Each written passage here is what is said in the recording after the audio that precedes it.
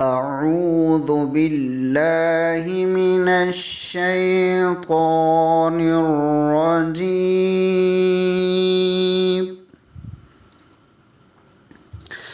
بسم الله الرحمن الرحيم.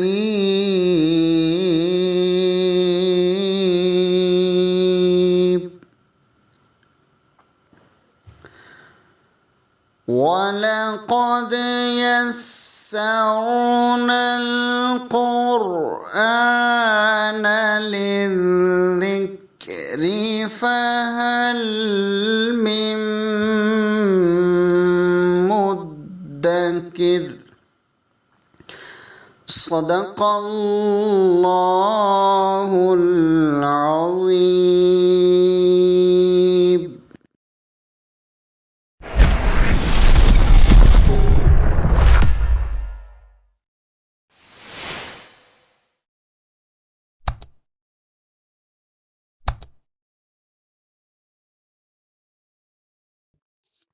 اعوذ باللہ من الشیطان الرجیم.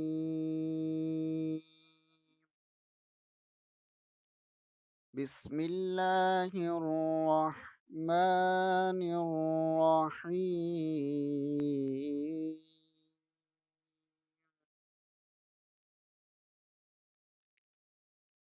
وما من دابة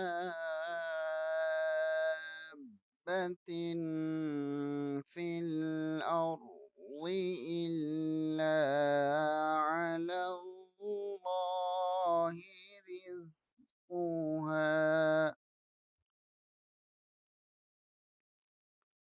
ويعلم مستقرها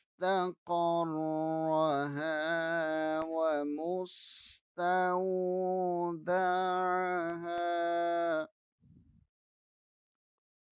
كل في كتاب مبين. صدق اللہ العظیم. پارہ نمبر 12، رکوع نمبر 1. اس مبارک کتاب کی کوئی بات ایسی نہیں جو کمزور اور بے بنیاد ہو.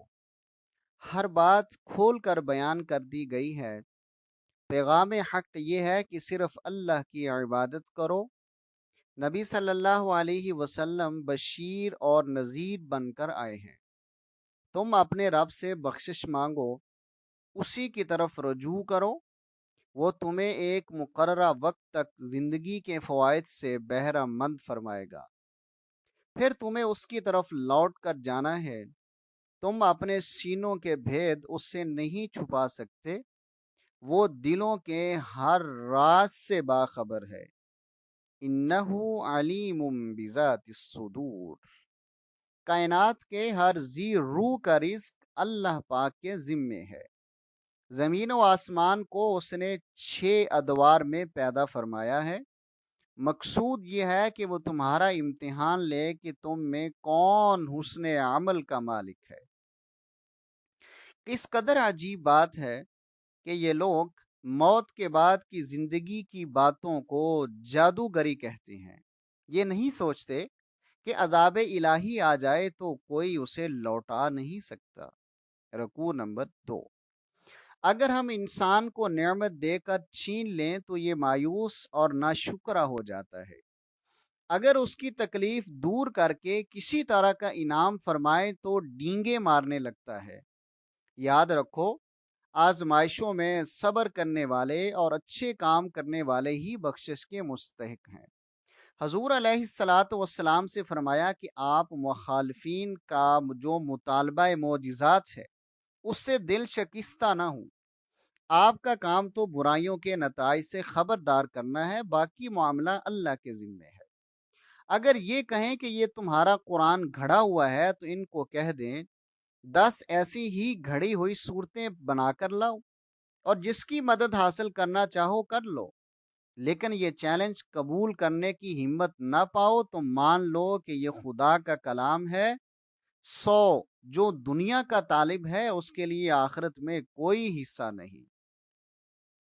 ہم نے جس کو واضح دلیل کے ساتھ بھیجا ہے اور قرآن حکیم جس کی صداقت کا گواہ ہے، اس کے مقابلہ میں وہ جو نور بصیرت سے محروم ہے، دونوں کیسے یکساں ہو جائیں گے؟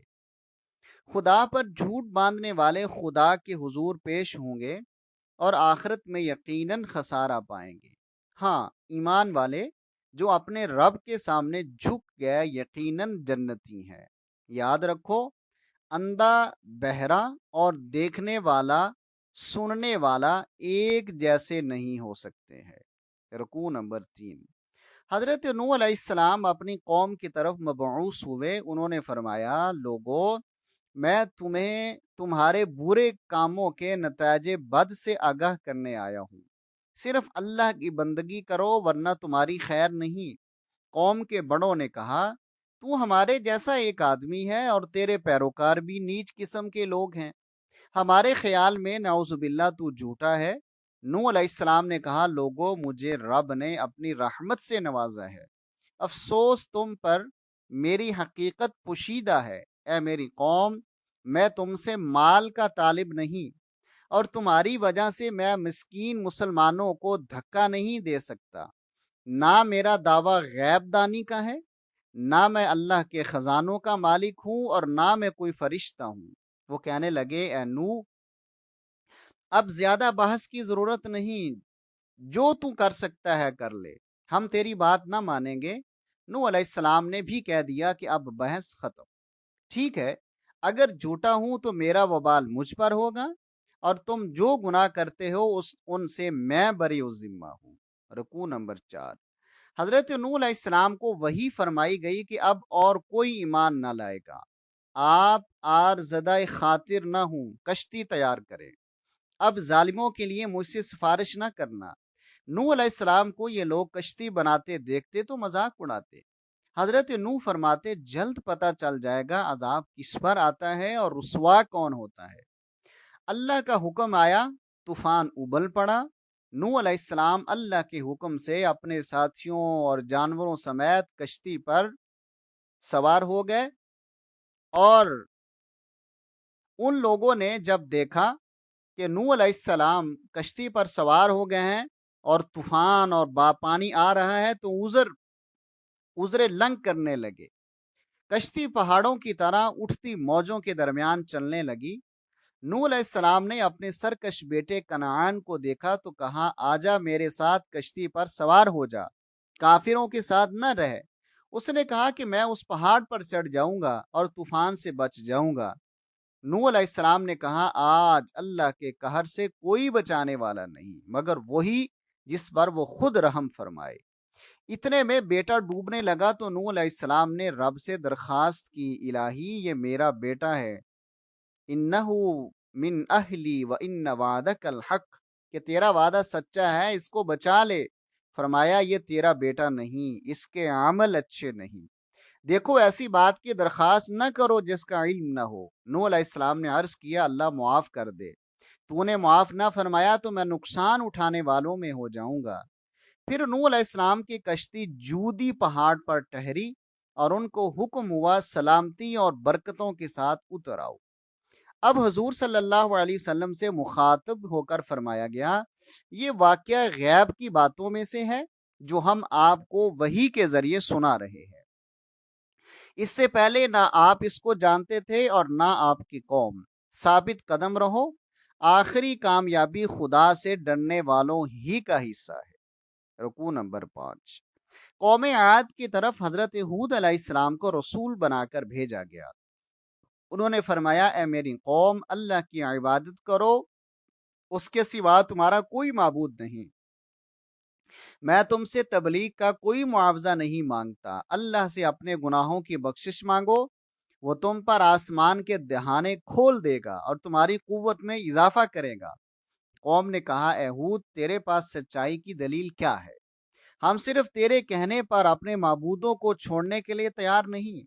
معلوم ہوتا ہے کہ تیرے اوپر ہمارے معبودوں کی مار پڑ گئی ہے۔ حضرت ہود علیہ السلام نے فرمایا میں بالکل سیدھے راستے پر ہوں، روزی رساں رب ہے، تم اور تمہارے معبود جو میرے خلاف کرنا چاہو کر لو، میرا بھروسہ اللہ پر ہے، میں اپنی بات پہنچا چکا ہوں، اگر تم باز نہ آئے تو اللہ تعالیٰ تمہیں تباہ کر کے تمہاری جگہ دوسروں کو آباد کر دے گا اور تم اس کا کچھ بھی بگاڑ نہ سکو گے۔ چنانچہ عذاب آیا تو صرف ہود علیہ السلام اور ان کے ساتھی بچے، قوم عاد پر خدا کی لعنت ہوئی، ہمیشہ کے لیے رحمت الہی سے دور پھینک دیے گئے۔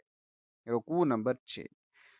قوم سمود کی طرف حضرت صالح علیہ السلام کو رسول بنا کر بھیجا گیا۔ انہوں نے فرمایا اے میری قوم، اللہ کی عبادت کرو، اس کے سوا تمہارا کوئی معبود نہیں، اسی نے تمہیں پیدا کیا اور پھر یہاں لا بسایا، تم اس سے معافی مانگو اور توبہ کرو۔ قوم کہنے لگی اے صالح، تو اس سے ہماری بڑی توقعات وابستہ تھی، مگر تو ہمیں ہمارے باپ دادا کے معبودوں کی عبادت سے روکتا ہے۔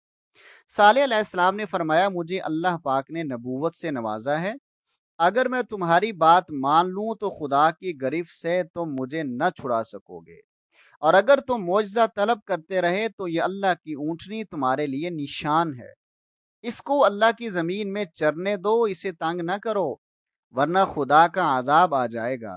قوم نے اونٹنی کو ہلاک کر دیا تو صالح علیہ السلام نے قوم کو صرف 3 دن کا الٹیمیٹم دیا اور خود اپنے ایماندار ساتھیوں کو لے کر قوم کے پاس سے کہیں اور چلے گئے۔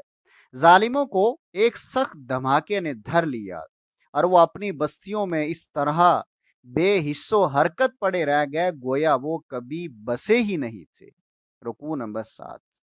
فرشتے انسانی روپ میں حضرت ابراہیم علیہ السلام کے پاس آئے تو ابراہیم نے ایک بھنے ہوئے بچڑے سے ان کی ضیافت کرنا چاہی، مگر انہوں نے کھانے سے انکار کیا اور کہا ہم فرشتے ہیں اور قوم لوط کو ٹھکانے لگانے کو بھیجے گئے ہیں، اور آپ کی اہلیہ کو اسحاق علیہ السلام بیٹے اور یعقوب علیہ السلام پوتے کی بشارت ہو۔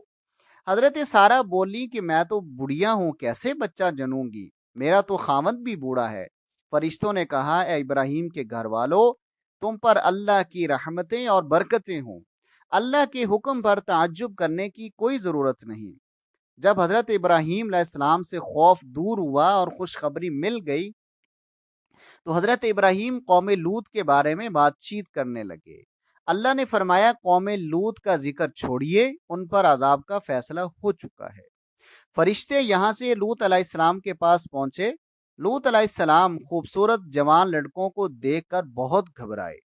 بدماشوں کو لوط کے مہمانوں کا پتہ چلا تو انہوں نے لوط علیہ السلام کے گھر کو گھیر لیا۔ لوط علیہ السلام نے قوم کو بہت واسطے دیے مگر بدماش قوم نہ مانی۔ جب فرشتوں نے لوط علیہ السلام کو پریشان دیکھا تو کہا ہم خدا کے فرشتے ہیں، آپ اپنے ساتھیوں سمیت اس علاقہ سے نکل جائیے، اپنی اہلیہ کو ساتھ نہ لے جائیں، وہ بھی اللہ کے دشمنوں میں شامل ہے۔ پھر عذاب الہی آیا اور اس نے اس بستی کو تل پٹ کر دیا، پکی ہوئی مٹی کے پتھر تابڑ توڑ برسا کر ان کو نیست و نابود کر دیا گیا۔ رکوع نمبر 8۔ قوم مدین کی طرف حضرت شعیب علیہ السلام رسول بنا کر بھیجے گئے۔ انہوں نے قوم سے فرمایا لوگو اللہ تعالیٰ کی بندگی کرو، اس کے سوا تمہارا کوئی معبود نہیں، اور ناپ تول میں کمی نہ کرو، آج میری بات نہ مانی تو کل عذاب الہی آنے پر پچھتاؤ گے۔ دیکھو انصاف کے ساتھ پورا ناپو، پورا تولو اور فسادی نہ بنو۔ قوم بولی اے شعیب، کیا تیری نماز تجھے یہ سکھاتی ہے کہ ہم اپنے باپ دادا کی پرستش چھوڑ دیں اور اپنے مال میں اپنی مرضی کے مطابق خرچ نہ کریں؟ شعیب علیہ السلام نے فرمایا میں پیغمبر ہو کر تمہاری حرام خوریوں میں شریک نہیں ہو سکتا، میں حسب طاقت اسلام میں کوشاں رہوں گا، میرا بھروسہ اللہ پر ہے۔ کیا تمہیں پتہ نہیں ہے کہ تم سے پہلے قوم نوح، قوم ہود اور قوم لوط تباہ ہو چکی ہے؟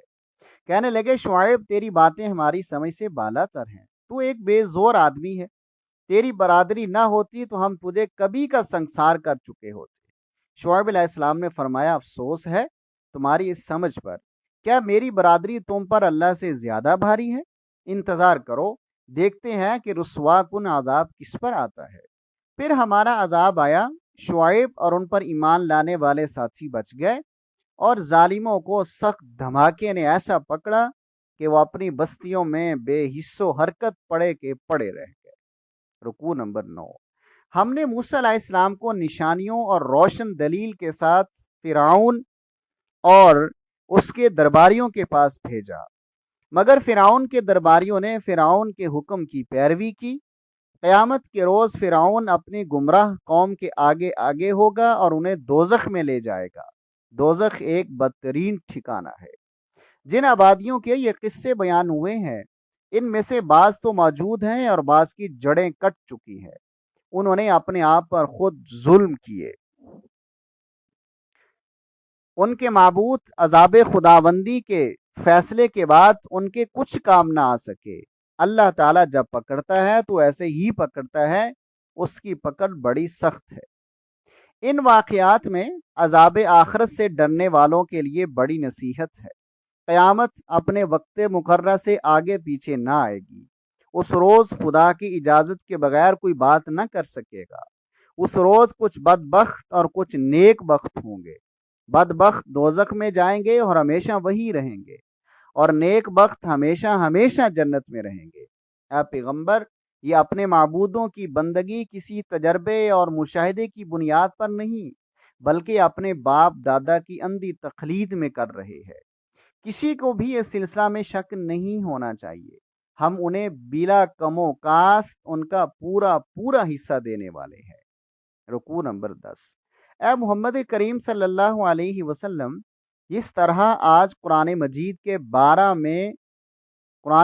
के बारे में मुशरिकों की तरफ से और अहले किताब की तरफ से इख्तिलाफ किया जा रहा है, इसी तरह का इख्तिलाफ तौरात के बारे में भी किया गया था। अगर एक बात तय न होती तो इन इख्तिलाफ करने वालों का फैसला कभी का चुका दिया जाता। ये लोग कुरान के बारे में शक में मुब्तला है। इनको इनके अमाल का पूरा पूरा बदला मिलेगा। आप अपने साथियों समेत सीधे रास्ते पर साबित कदम रहें और इन जालिमों की तरफ जरा भी न झुकें, और दिन के दोनों सिरों और रात की घड़ियों में नमाज कायम करें। नेकियां बुराइयों को मिटा देती हैं। सब्र करें, अल्लाह नेकी करने वालों का अजर कभी ज़ाया नहीं करता। पहली कौमों में ऐसे अहले खैर कम ही पैदा हुए जो लोगों को ज़मीन में फसाद बर्पा करने से रोकते। अल्लाह का तरीक़ा ये नहीं कि लोग इस्लाम में मसरूफ़ हों और वो उन्हें हलाक कर दे। अल्लाह चाहता तो सबको सीधे रास्ते पर कायम कर देता, लेकिन लोग इख्तिलाफ करते रहेंगे सिवाय उनके जिन पर तेरे रब ने रहम फरमाया। सीधे रास्ते से इख्तिलाफ करने वाले जिन्नों और इंसानों से जहन्नुम भर दी जाएगी। ए मोहम्मद करीम सल्लल्लाहु अलैहि वसल्लम, आपको ये पैगंबरों के किस्से इसलिए सुनाए जाते हैं कि आपका दिल मजबूत हो, हकीकत का इल्म हासिल हो और ईमान वाले नसीहत हासिल करें।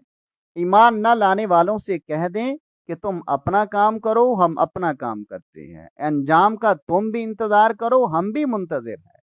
आसमान और ज़मीन का गैब अल्लाह के कब्ज़ा कुदरत में है। आप उसी की इबादत करें और उसी पर भरोसा रखें। रकू नंबर 11 से सूरह यूसुफ का आगाज़ हो रहा है। ये तरतीब के एतबार से 12 नंबर सूरह है, जिसके 12 ही रकू हैं, और ये मक्का में नाज़िल हुई और 111 आयत है। इस सूरह मुबारका में हज़रत यूसुफ अलैहिस्सलाम के इबरत अंगेज़ दास्तान हयात और तालीमात का तज़किरा है। इन वाक़यात की रोशनी में गोया नबी करीम सल्लल्लाहु अलैहि वसल्लम को बतलाया गया है कि आन करीब कुफारे मक्का मजबूर होकर आपके सामने पेश होंगे, जैसे हज़रत यूसुफ के भाई आजिज़ होकर उनके हुजूर हाजिर हुए थे। रुकू नंबर 11। इस किताब मुबीन को हमने अरबी ज़ुबान में उतारा है ताकि तुम उसको अच्छी तरह समझ सको। हम तुम्हें एक बेहतरीन किस्सा सुनाते हैं, अहसनल क़सस, जिससे आप वाकिफ नहीं हैं।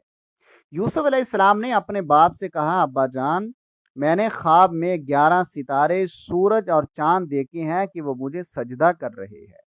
बाप ने कहा, बेटा, भाइयों को ख्वाब ना सुनाना, वो तेरे दर पे आज़ार हो जाएंगे। तेरा रब तुझे चुन लेगा, तुझे ख्वाबों की ताबीर का इल्म देगा और तुझ पर और आले याकूब पर इब्राहीम और इसहाक की तरह اپنی نعمتوں کی تکمیل فرمائے گا۔ رکوع نمبر 12۔ یوسف علیہ السلام اور اس کے بھائیوں کے حالات میں بڑی نشانیاں ہیں۔ واقعات یوں ہے کہ ستیلے بھائیوں نے باہم مشورہ کیا کہ یوسف اور اس کا بھائی ہمارے والد کو ہم سے زیادہ محبوب ہے، بہتر تدبیر یہ ہے کہ یوسف کو قتل کر دیں یا کسی ایسے گہرے کنویں میں ڈال دیں کہ کوئی آتا جاتا قافلہ اسے نکال لے۔ وہ یہ طے کر کے باپ کے پاس گئے اور کہنے لگے، ابا جان، آپ یوسف کے معاملہ میں ہم پر بھروسہ نہیں کرتے؟ ہم تو اس کے خیر خواہ ہیں، ہمارے ساتھ کھیلنے کودنے کے لیے انہیں بھیجیں، ہم اس کی حفاظت کریں گے۔ یعقوب علیہ السلام نے فرمایا، مجھے خطرہ ہے کہ تم اسے لے جاؤ اور اسے کوئی بھیڑیا کھا جائے اور تمہیں خبر بھی نہ ہو۔ کہنے لگے، اگر ہمارے ہوتے بھیڑیا کھا جائے گا تو ہم تو بڑے نکمے ہیں۔ چنانچہ یوسف علیہ السلام کو باپ کے پاس سے لے گئے تو انہوں نے اسے کنویں میں گرا دیا۔ ہم نے یوسف سے کہہ دیا کہ ایک وقت آئے گا جب تو ان لوگوں کو ان کی یہ حرکت جتائے گا۔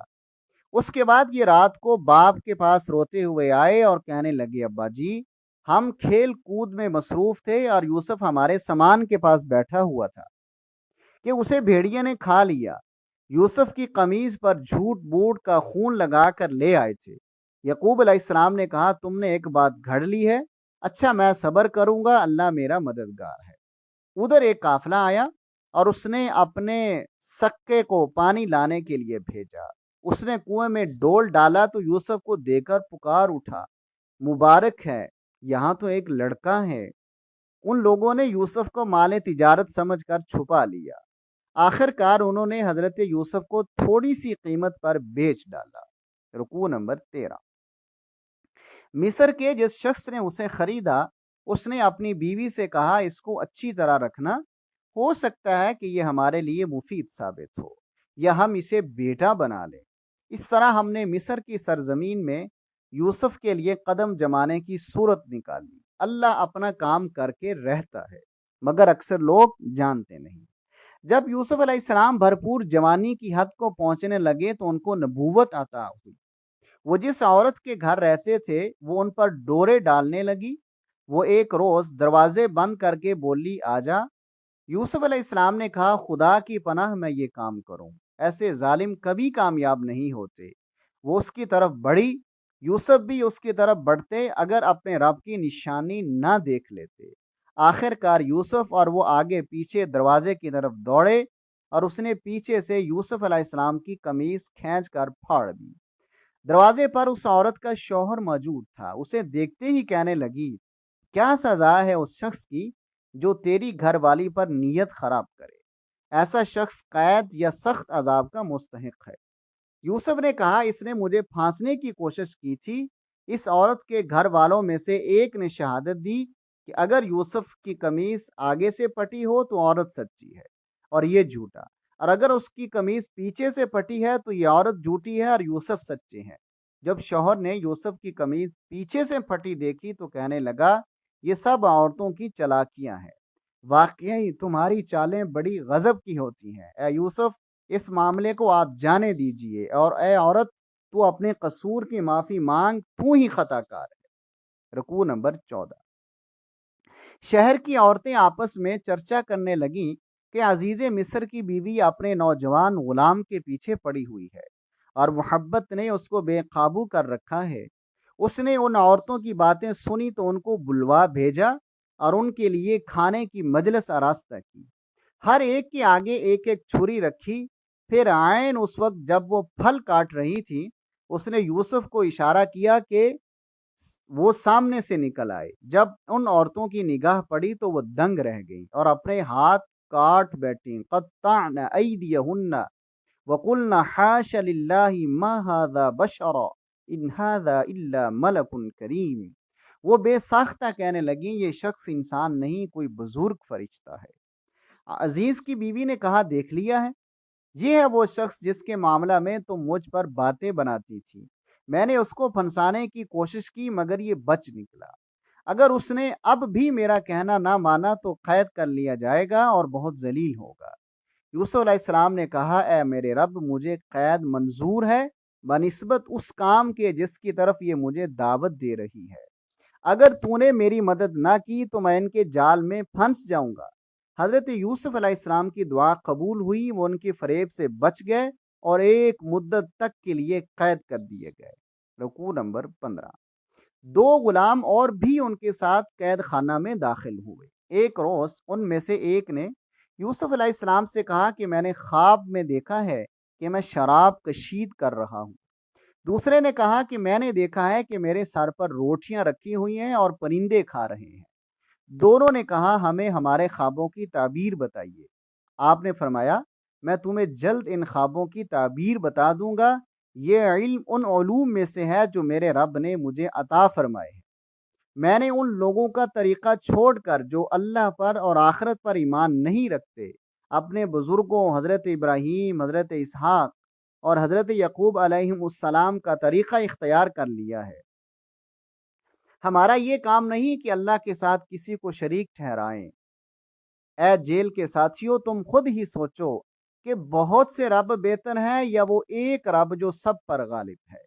اس کو چھوڑ کر تم جس کی بندگی کر رہے ہو ان کی حقیقت ان کے سوا کچھ نہیں کہ تمہارے باپ دادا ان کی پوجا کرتے تھے، جبکہ فرما روائی کا اقتدار اللہ کے سوا کسی کو نہیں۔ اے جیل کے ساتھیوں، تمہارے خواب کی تعبیر یہ ہے کہ تم میں سے ایک بادشاہ کو شراب پلائے گا اور دوسرے کو سولی پر چڑھایا جائے گا اور پرندے اس کا سر نوچ نوچ کر کھائیں گے۔ پھر جس کے متعلق خیال تھا کہ وہ رہا ہو جائے گا، اس سے یوسف علیہ السلام نے کہا کہ شاہ مصر سے میرا ذکر کرنا، مگر شیطان نے اسے ایسا غفلت میں ڈالا کہ وہ بادشاہ کے سامنے ذکر کرنا بھول گیا۔ رکوع نمبر 16۔ بادشاہ نے خواب دیکھا کہ 7 موٹی گائیں ہیں جنہیں 7 دبلی پتلی گائیں کھا رہی ہیں، اور اناج کی 7 بالیاں ہری ہیں اور دوسری 7 خشک ہے۔ بادشاہ نے اہل دربار سے تعبیر پوچھی تو وہ کہنے لگے یہ تو پریشان خوابیں ہیں۔ جیل سے رہا شدہ قیدی کو مدت دراز کے بعد حضرت یوسف کی یاد آئی۔ اس نے کہا مجھے قید خانہ میں بھیجیے، میں تعبیر پوچھ کرواتا ہوں۔ اس نے یوسف علیہ السلام کو خواب سنا کر تعبیر پوچھی تو آپ نے فرمایا 7 سال تک لگاتار تم کھیتی باڑی کرتے رہو گے۔ اس دوران جو فصلیں تم کاٹو ان میں سے اتنا حصہ جو تمہاری خوراک کے کام آئے نکالو اور باقی کو ان بالیوں میں ہی رہنے دو۔ پھر 7 سال قحط سالی کے آئیں گے، اس زمانہ میں وہ غلہ کام آئے گا، اور اگر کچھ بچے گا تو بس وہی جو تم نے محفوظ کر رکھا ہوگا۔ اس کے بعد 1 سال ایسا آئے گا جس میں خوب بارش ہوگی۔ وآخر دعوانا ان الحمد للہ رب العالمین۔